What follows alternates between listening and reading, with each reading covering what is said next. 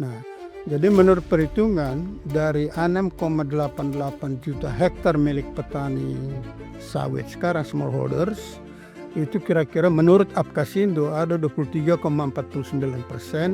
itu harus di-replanting. Jadi sebaiknya kita ikutin aja pola bagaimana Brazil menangani energinya. Brazil juga sama.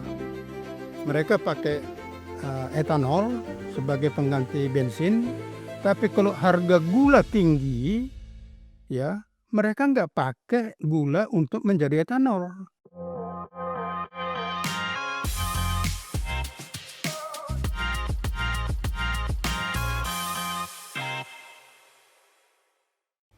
Halo Jagoan Energi, selamat datang di PYC Podcast. Saya Hidayatul Mustafidah akan menjadi host pada edisi kali ini.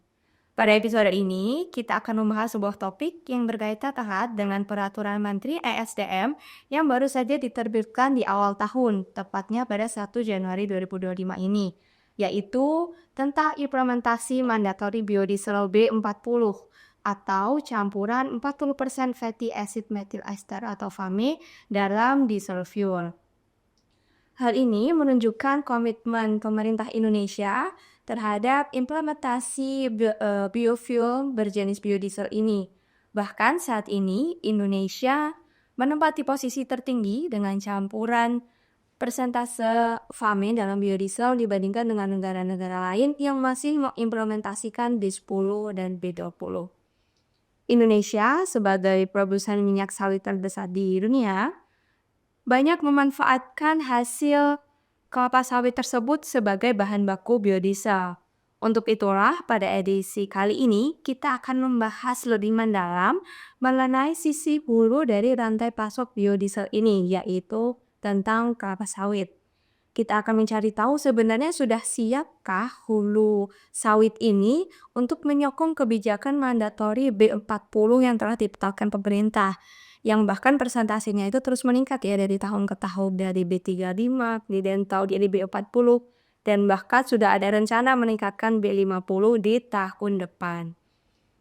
Hari ini kita sudah bersama dengan narasumber kita, yaitu Bapak Sahat Sinaga selaku Ketua Umum Dewan Minyak Sawit Indonesia atau DMSI. Selamat pagi Pak Sahat. Terima kasih Bapak sudah hadir di PYC Podcast. Kita langsung masuk saja ke Siap. pertanyaannya Pak, membahas topik tersebut. Pertama mungkin pertanyaan ringan dulu terkait DMSI Pak, boleh dijelaskan supaya teman-teman Jagoan Energi lebih tahu sedikit apa itu DMSI, anggotanya siapa, atau kegiatannya seperti apa secara singkat. Oke, baiklah. Terima kasih atas waktunya ini. Kesempatan yang baik bagi kita juga memberikan gambaran tentang siapa dan siapa DMS itu. Dewan Minyak Sawit Indonesia itu dibentuk di kira-kira tahun 2008 lalu oleh Menteri Pertanian. Itu kejadiannya di Bali.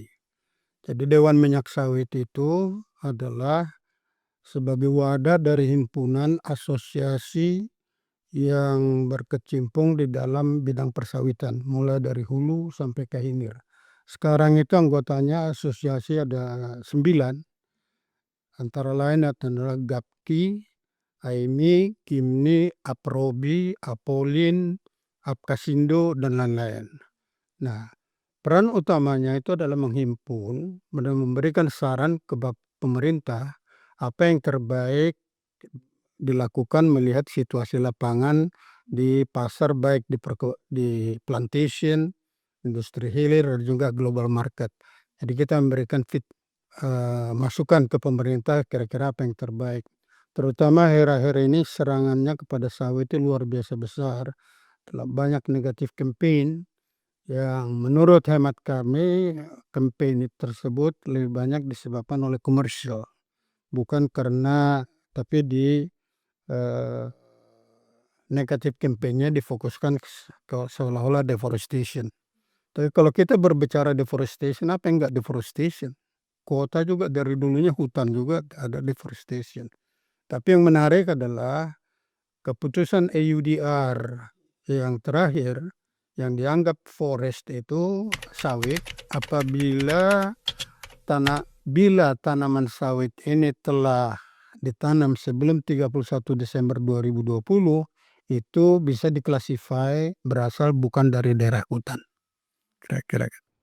Baik, terima kasih Pak. Langsung kita masuk ke topik utama kita ya Pak, ke kesiapan hulu sawit ini terhadap kebijakan mandatori biodiesel. Karena komitmen pemerintah yang terus-menerus meningkat dari tahun ke tahun dari B40 kemudian B50, itu sebenarnya tantangan apa sih Pak yang dihadapi oleh player-player, mungkin bisa dijelaskan juga player-player di sisi hulu biodiesel ini, dan bagaimana kesiapan yang menuju target B40 dan B50? Ya. Sebagai gambaran aja, pemakaian sawit untuk biodiesel, FAME, untuk FAME maksudnya, mulai 2003 lalu itu kira-kira 10,6 juta ton sawit ya. Kemudian tahun 2004 berkembang ke 11,45 juta ton. Nah, di tahun 2025 ini akan dipakai B40, pemakaiannya diperkirakan itu 13,58 juta ton. Jadi pemakaian sawit untuk biodiesel FAME itu dari total production itu di tahun 2023 kemarin itu 21,3%. Jadi kalau 100 produksi sawit, 21,3% dipakai untuk FAME ya. Tahun 2024 itu meningkat ke 23,8%. Nah, tahun 2025 ini diperkirakan 27,7%. Nah, persoalan kita yang sangat krusial adalah tingkat produktivitas kebun kita makin lama makin menurun memang, ya. Kalau di tahun 2023 lalu, kita masih bisa menghasilkan 55,4 juta ton minyak sawit dan palm kernel oil. Di tahun 2024 itu menurun ke 53,4 juta ton, turun kira-kira 2,6%. Perkiraan kami di tahun 2025 ini lebih turun lagi, karena apa? Ada beberapa hal, kondisi di lapangan yang tidak kondusif, sehingga produktivitasnya lebih turun. Dan saya kira ini persoalan yang serius, ya. Kalau pemerintah tidak, pemerintah sudah mulai memperbaiki, yaitu dengan adanya kemarin itu Agrinas Palma, beberapa daerah yang sengketa diambil alih. Kami harapkan itu dari para pelaku usaha sawit sebaiknya kalau bisa tahun ini selesai persoalan isu masuk hutan atau tidak hutan itu, terutama perusahaan besar.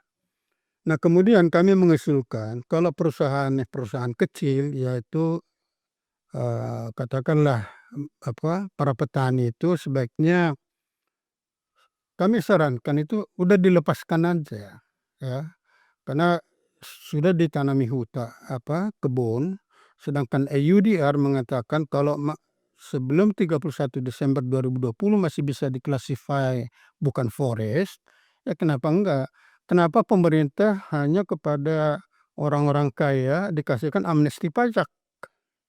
Nah, saya kira untuk para petani ini kalau kami sarankan supaya lebih cepat selesainya, itu yang punya petani itu dilepaskan saja, biarlah para petani itu menjalankan aktivitasnya supaya mereka juga income-nya tetap baik, tidak ada keraguan-raguan lagi bagi mereka untuk mengelola kebunnya. Kalau perusahaan besar sedang dikelola, ya memang kalau salah ya ditindak sesuai dengan peraturan yang ada. Baik. Jadi, memang beragam sekali ya Pak player dalam hulu itu, ada dari petani kecil sampai, industri besar juga. Ada 3. Jadi satu smallholders, itu para petani, itu kira-kira total areanya 42% dari total area. Jadi total area perkebunan sawit kita itu 16,38 juta hektar. 42% itu milik daripada para petani sawit, kira-kira 4,2% itu adalah BUMN, PTPN, sisanya adalah perusahaan besar. Nah, ini yang komposisi daripada perkebunan sawit kita. Nah, persoalannya adalah produktivitas kebun sawit petani itu sangat rendah, 9,2 ton tandan sawit per hektar per tahun, yang seharusnya bisa mencapai 33 ton. Jadi kita sangat-sangat rendah sekarang. Nah, ini kalau menurut kami dari Dewan Sawit adalah ini persoalan serius. Kenapa persoalan? Banyak yang harus dibenahin di perkebunan milik petani-petani ini. Pertama, mereka tidak mengerti. Mereka pikir tanaman sawit itu kayak cabai aja. Beda, ya. Kita harus punya knowledge mengenai disease, kita harus punya knowledge mengenai climate, kita harus mengetahui mengenai apa, bagaimana penyerbukannya dan lain-lain. Oh, banyak sekali. Jadi tidak semudah apa yang orang pikirkan berkebun sawit. Jadi kalau orang lain berkebun sawit jangan kita lata-lata ikut-ikut kalau kita nggak ngerti. Nah, yang banyak kejadiannya selama ini adalah karena melihat si A dengan perkebunan sawitnya bagus dan bagus ekonominya, dia pun sawahnya juga dirubah jadi kebun sawit. Nah, begitu. Saya kira, tapi ya sudahlah, itu sudah terjadi, tinggal sekarang persoalannya apa yang kita Indonesia harus lakukan bagi para petani sawit kita supaya mereka punya income lebih bagus. Berkaitan dengan produktivitas yang terus menurun gitu ya, terkait perkebunan sawit. Kami pernah mendengar terkait peremajaan sawit rakyat, itu yang tujuannya untuk meningkatkan produktivitas, betul. Mungkin bisa dijelaskan Mbak bagaimana pentingnya itu dan mengapa, apakah ada kendala dalam implementasi kebijakan PSR itu, Pak? Oh, banyak. Ya. Jadi sawit itu punya umur 25 tahun. Jadi mulai dari tanam, dia masih berbuah sampai 25 tahun. Kalau sudah 25 tahun, dia punya produksi menurun. Dan itu saatnya untuk di-replanting. Itulah PSR tadi. Nah, jadi menurut perhitungan dari 6,88 juta hektar milik petani sawit sekarang smallholders, itu kira-kira menurut Apkasindo ada 23,49% itu harus di-replanting. Nah, 23,4% saya hitung-hitung itu kira-kira 2,4 juta hektar. Nah, itulah sebabnya produktivitasnya menurun. Nah, persoalannya adalah kalau kami dari Dewan Minyak Sawit setelah mengamati pelaksanaan yang sekarang itu tidak bijak kalau diberikan itu gratis kepada para petani yang mau mengembangkan replanting. Karena apa? Nggak jelas. Jadi ya itu karakter human being ya. Kalau segala sesuatu yang gratis itu nggak ada value-nya. Coba udara juga karena gratis kita nggak nilai mahal. Coba udara dalam botol, baru kita berpikir kan. Nah, sama juga dengan ini. Nah, itu pertama. Yang kedua, status lahannya juga tidak jelas. Karena menurut peraturannya itu akan diberikan bila lahannya statusnya itu jelas bahwa ada surat sertifikasi lahannya, kemudian bahwa itu dananya dipakai benar dan lain-lain. Nah, itu. Jadi rencananya program 180.000 hektar per tahun itu yang ternyata hanya berapa persen yang bisa berjalan, selebihnya mengalami persoalan. Persoalan yang lain lagi, tidak ada tanggung jawab.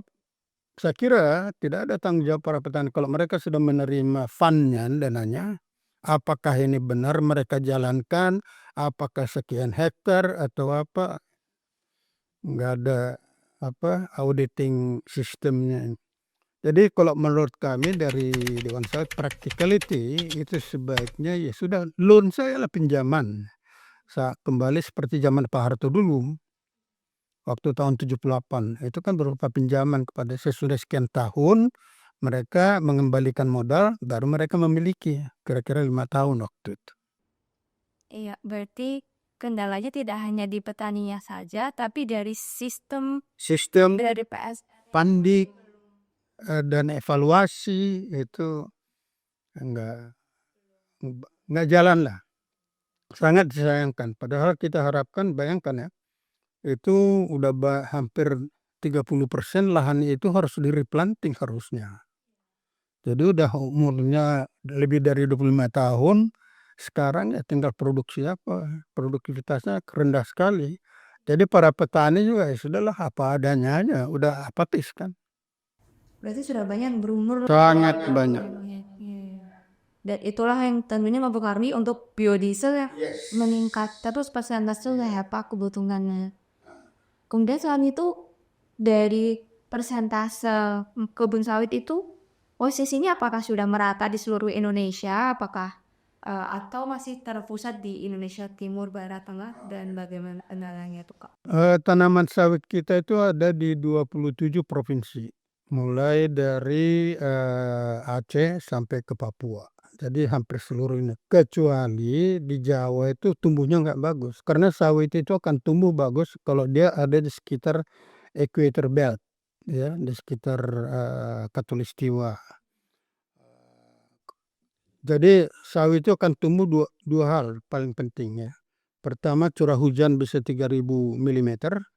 Yang kedua, sinar matahari sekitar 6 jam sehari.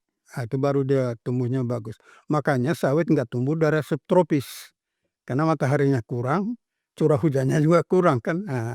Jadi yang terbaik di Indonesia memang. Jadi berbahagialah Indonesia bahwa diberikan karunia oleh Yang Maha Kuasa climate yang demikian fantastik. Baik Pak, jadi tersebar di 27 provinsi, tapi kebanyakan apakah masih berpusat di timur, di barat ya Pak, kalau yang saya baca? Dan, Kalimantan. Barat dan Kalimantan ya. Baik. Jadi menurut Bapak sendiri apakah ada strategi supaya lebih mengefektifkan supaya sawit ini bisa merata dan bisa meningkatkan implementasi biodiesel itu merata di seluruh Indonesia gitu Pak? Kalau saya berpikir begini, Bu Ida ya, lahan yang sekarang 16,38 juta hektar itu harusnya bisa memproduksi 100 juta ton, 2 kali lipat daripada yang sekarang. Dengan cara bagaimana? Tingkat produktivitasnya jadi pembenahan, intensification, itu yang paling penting. Nah, bagaimana intensifikasi itu? Itu harus ada namanya regenerative agriculture, ya. Karena begini, saya sering membayangkan begini, Mbak Hilda ya, kalau ibu-ibu tiap tahun melahirkan, badannya gimana coba?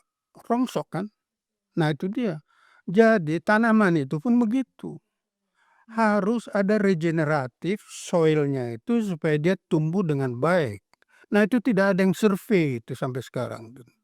Kalau sebagai tembakau, saya bisa tahu persis karena saya berasal dari Sumatera Utara ya, tembakau Deli. Kalau Anda menanam tembakau sekali, harvesting, panen, 5 tahun tanah itu tidak boleh dipakai balik untuk tembakau. Karena apa? Banyak gulma, kemudian bakteri dan lain-lain yang merusak. Jadi itu dibiarkan tanaman lain. Baru 5 tahun lagi baru boleh balik. Nah di sawit saya pikir tidak seperti sedrastis begitu, tapi dilakukan regenerative agriculture. Artinya apa? Perhitungan yang ada dilakukan di daerah Sabah itu ya, 45% dari biomass. Nah, sebentar sebelum ke sana dulu, ini ada hebatnya sawit ini ya. Kalau kita bandingkan sawit dengan minyak-minyak sunflower, soybean, kemudian rapeseed dan lain-lainnya. Kalau subtropical oil seperti sunflower, rapeseed dan lain-lain, 1 ton minyak hanya menghasilkan biomass kira-kira 0,8-0,9 ton. Tapi kalau sawit, 1 ton sawit bisa menghasilkan 8,5 ton biomass. Luar biasa. Malah saya berpikir kadang-kadang ya, sebagai engineering, ini nggak benar saya kira ini. Harusnya sawit itu by product, bukan main product. Main produknya itu biomass-nya. Tapi ya orang sudah begitu ya sudah. Anyway. Nah, kembali ke sana tadi, pertanyaan tadi, dari 8,5 ton biomass yang dihasilkan itu sebaiknya 45-50% dia direproses dengan circular economy yang ada dengan masuk sekarang, supaya lahan itu subur kembali, fertile. Jadi kita rubah dengan composting teknologi supaya bioorganic fertilizer lah.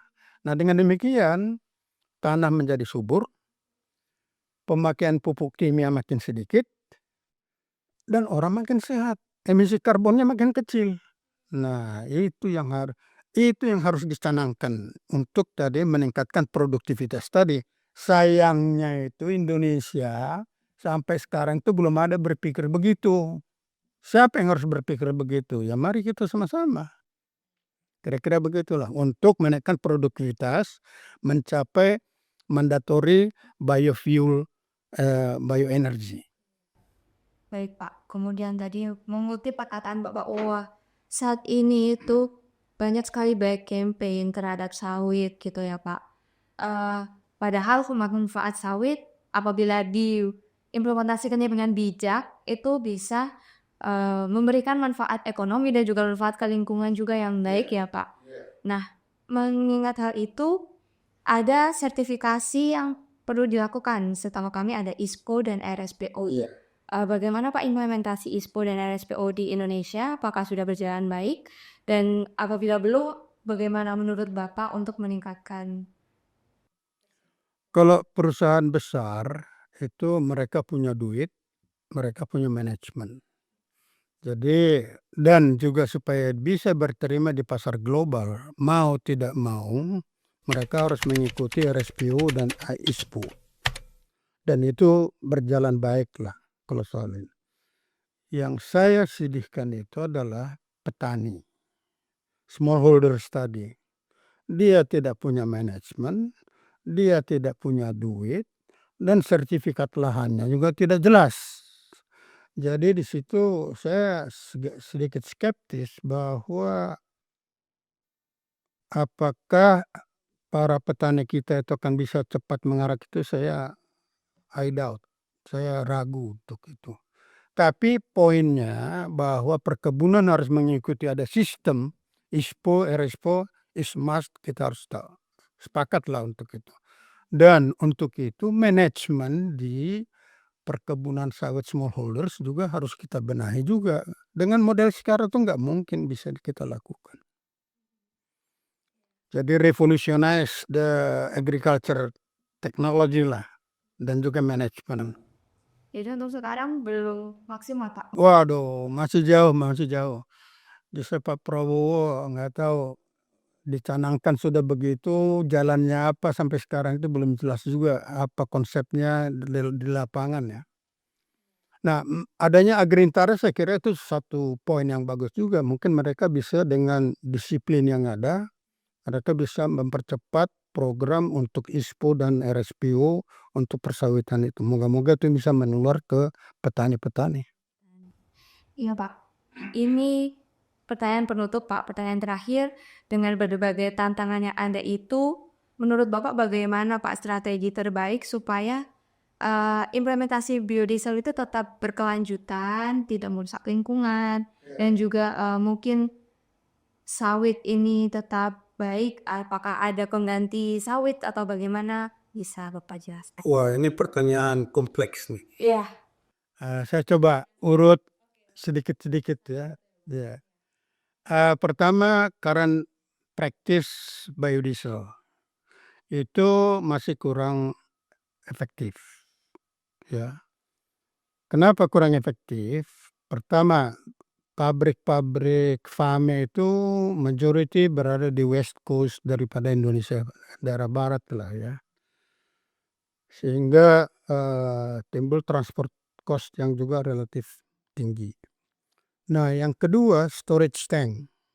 Storage tank Pertamina itu yang apa? Kan ada dua itu tuh ya. Ada PSO, Public Service Obligation, dan non PSO. Itu kan terhadap pricing. Nah, terhadap blending yang saya sangat miris melihatnya adalah harusnya Pertamina segera bertindak itu. Pertamina sekarang masih menyewa ada 2 storage tank di daerah kalau saya nggak salah di Balikpapan. Itu sewanya mahal. itu sudah mulai 2019, sekarang udah 2025, udah almost 6 tahun. Sewanya mahal. Lah poinnya apa? Kenapa nggak mereka bikin tangki aja di darat, sehingga tidak perlu menyewa. Saya kira sebaiknya Pertamina mengambil langkah itu untuk lebih efisien. Karena sewa tangki itu udah fantastik juga mahalnya itu tuh. Itu ada, di apa, pernah dibicarakan juga di antara para pemain player, itu menyarankan kepada Pertamina supaya segera membuat tangki sendirilah. Satu tangki, satu kapal itu 24 miliar per bulan kos rental. Kapasitasnya 16.000 kiloliter. Jadi ada 2 unit, jadi 16.000 kiloliter per unit ya. Total biaya 24 miliar per bulan.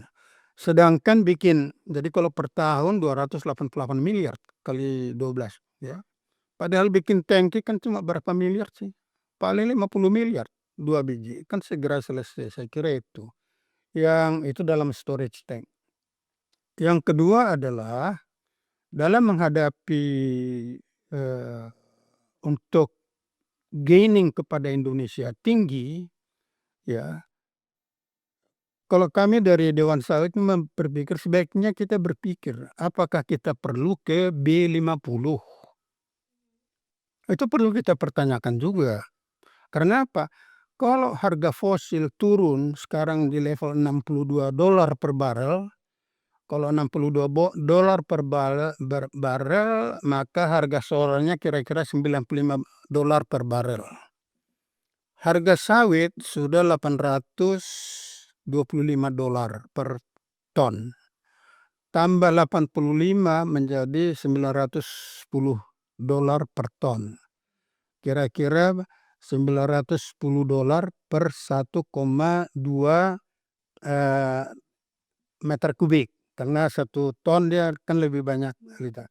Perhitungan saya itu sudah mencapai kira-kira $145 per barel. Jadi ngapain kita bikin biodiesel dari sawit yang harganya mahal, padahal dari fosil murah. Nah, itu jadi sebaiknya kita ikutin aja pola bagaimana Brazil menangani energinya. Brazil juga sama. Mereka pakai, etanol sebagai pengganti bensin, tapi kalau harga gula tinggi, ya, mereka nggak pakai gula untuk menjadi etanol. Tapi kalau harga gula rendah, mereka bikin bahan bakarnya nggak bikin gula dia, lebih baik dia import gula, gulanya dia bikin etanol. Nah, itu bijaklah. Dinamis. Sangat dinamis. Nah, kami sarankan kepada SDM juga untuk melihat, cara ini. Bukan kita ketakutan B50 atau B100, bukan itu yang perlu tapi kita persiapkan juga ke arah situ. Siapa tahu harga fosil itu bisa $120 ke beberapa tahun lalu kan. Nah, kalau udah $120 ya kita pakai aja, sawit sebagai bahan bakar, biofuel. Nah, selain itu perlu juga dilihat supaya dunia ini tidak hanya menyerang sawit. Ada tanaman-tanaman lain yang tumbuh di Indonesia menghasilkan lipids atau triglyceride, yang mana perannya sama juga seperti sawit, seperti pongam, kosambi, sama satu lagi saya lupa namanya. Itu sebaiknya kita pakai aja. Kepada dunia kita bisa bilang, "Hey world, kita tidak hanya menggunakan sawit sebagai bahan bakar untuk biofuel. Kita juga ada tanaman lain." Produksinya kira-kira 4-5 ton per hektar minyak ya, per tahun. Nah, bagusnya adalah ini sangat bagus tumbuh di daerah timur, sehingga bisa membuat, pemerataan ekonomi bagi Indonesia. Jadi saya kira perlu perhatian bagi Indonesia segera menanam pongam atau nyamplung sebagai bahan bakar pengganti, sawit untuk bahan diesel. Banyak, yang harus kita jalankan. Nah, overall itu sebagai ini, saya melihat ya pengalaman saya udah berapa puluh tahun di bisnis sawit ini nggak mungkin tercapai kalau ditangani seperti sekarang ini. ditangani oleh banyak kementerian, ya. Karena kementerian satu tentunya objektifnya lain, kementerian ini lain. Sebaiknya ditangani udah di satu badan aja. Kalau bisa Pak Prabowo bangun satu badan sawit nasional, menangani mulai dari hulu sampai hilir, kementerian hanya supporting. Karena kita perhitungan saya ya, tahun 2024 revenue dari sawit overall industry kira-kira 61,7 billion dollar. Tapi kalau tadi produktivitas kita naikkan, hilirnya kita perbaikin, kita bisa mencapai 142,7 billion dollar. Ya 5 tahun mendatang. Replanting jalan, produktivitasnya bagus, kemudian kita tanamkan dengan teknologi baru. Karena teknologi yang sekarang itu kita pakai mengolah sawit itu emisi karbonnya tinggi. Padahal Indonesia sudah menandatangani COP21 di Paris untuk menurunkan ini, dan akan ada lagi di Brasil dalam November mendatang. Sebaiknya Indonesia sudah mulai berpikir mengarah ke pengembangan teknologi menghasilkan minyak sawit dengan emisi karbon rendah. Iya. Baik Pak, jadi satu pertanyaan terakhir. Sebenarnya B50 ini apakah siap kalau sawit penyokong B50? Karena harapannya udah tahun depan ya Pak, kalau Menteri bilang ya Pak. Kalau B50 saya hitung ya, kalau tahun 2026 itu masih 18 juta kiloliter, 18,5 juta kiloliter dari FAME. 18,5 juta liter itu kira-kira dalam sawit 17,8, itu oke aja. Oke aja, tapi banyak PR-PR. Harus. Pertama storage tanknya kita benahin, dan lagi pakai floating tank vessel kita pakai di darat supaya lebih efisien. 288 miliar per tahun kita bisa hemat, kan bisa kita manfaatkan lain. Nah, satu hal sebetulnya saya nggak ngerti ya. Ini kan pemakaian biodiesel, FAME, itu kan mengurangi emisi di udara kita ya. Nah kok kita subsidi? Ya harusnya orang mendapatkan udara segar atau sama dengan minuman lah. Kalau minuman bersih bagus kan kita bayar mahal kan. Kenapa kok biodiesel kita subsidi? Biarin aja harga market. Justru yang paling tinggi kita charge itu yang dari fosil, karena dia menghasilkan emisi karbon. Supaya orang lebih cenderung memilih yang lebih green energy gitu, saya kira. Kalau menurut saya ya, saya nggak tahu, mungkin pemerintah punya pandangan lain. Ya itu hanya kita suarakan aja pemikiran kita di lapangan begitu. Jadi supaya kita juga educating the people, masyarakat, kalau mau mendapatkan energi yang bersih, ya kita harus bayar, nggak gratis. Gitu Mbak. Terima kasih Pak Sahat, benar-benar memberikan insight baru untuk kami dan juga semoga untuk teman-teman jagoan energi yang melihat. Itu adalah pertanyaan terakhir dari sesi podcast kali ini. Dapat saya simpulkan ya Pak bahwa komitmen pemerintah untuk meningkatkan persentase biodiesel ini memang merupakan langkah pemerintah untuk diversifikasi energi, untuk menuju energi yang lebih ramah lingkungan. Tapi ternyata masih banyak tantangan dan pekerjaan rumah yang harus diselesaikan ya Pak. Sehingga harapannya dari implementasi B50 ini harus menyelesaikan PR tersebut dulu supaya implementasinya ini benar-benar memberikan manfaat baik bagi pelaku bisnisnya, petani-petani, kemudian penggunanya juga, kita konsumen, dan juga untuk lingkungan, harapannya seperti itu. Sekali lagi saya ucapkan terima kasih Pak Sahat telah hadir di podcast PYC ini. Jangan lupa untuk teman-teman untuk terus menyimak edisi PYC Podcast karena akan kita bahas terus isu-isu menarik terkait energi dan juga keamanan nasional. Dan jangan lupa juga untuk mengikuti media sosial PYC di @purnomo_center karena ada banyak sekali insight yang kami berikan dan juga info-info terbaru terkait acara-acara yang dilakukan oleh PYC. Saya Hida, terima kasih dan sampai jumpa di edisi podcast selanjutnya.